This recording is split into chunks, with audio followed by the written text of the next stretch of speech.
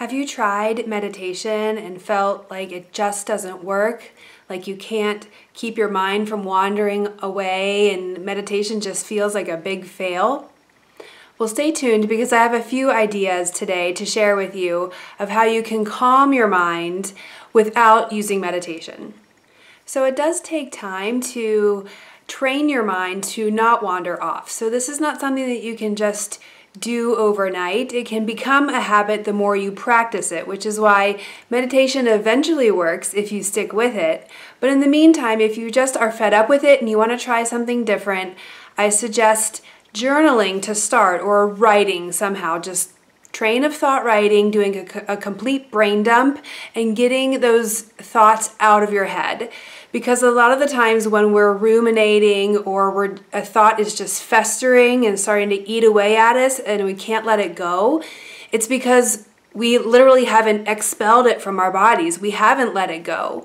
And when you journal or write, or however you want to think of it, that actually gets it out of our bodies, out of our mind, and onto paper.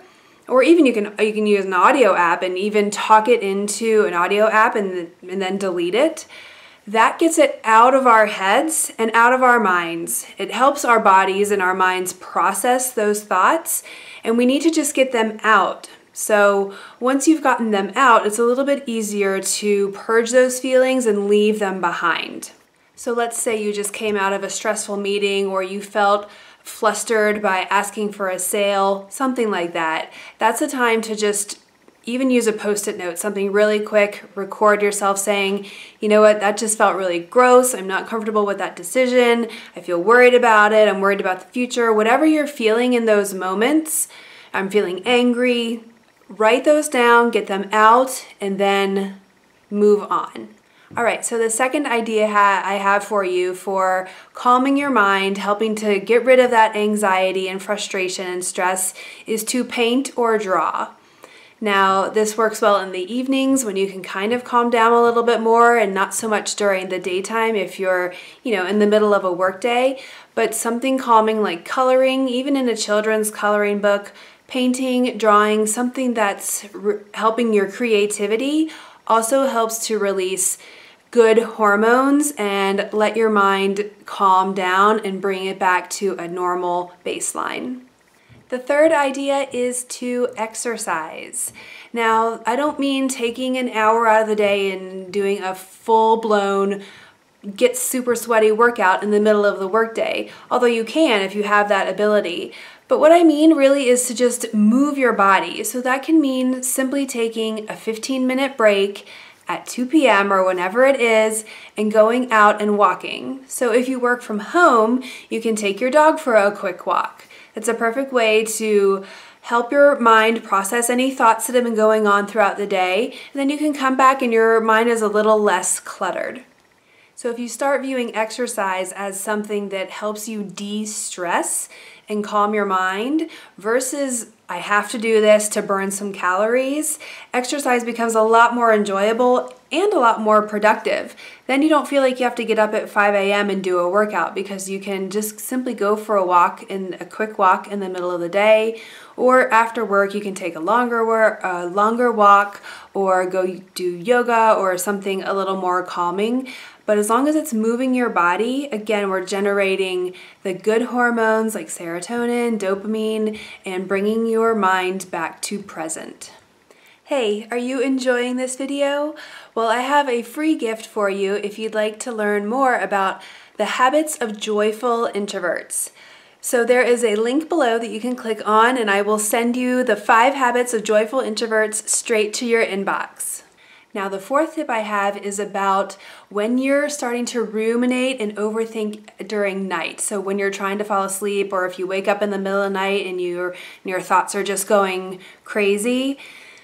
So the key with training your mind to calm down at night is just having the awareness that you're in a negative thought spiral.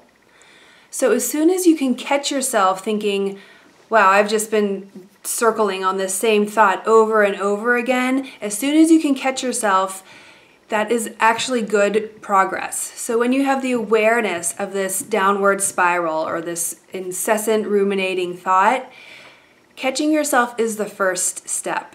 So when you start noticing it, give yourself a round of applause that you can catch yourself and stop that train of thought. It doesn't mean it'll keep it away forever, but it means you're getting into the habit of that mind control. You're getting into the habit of knowing you're in a thought spiral and being able to control it.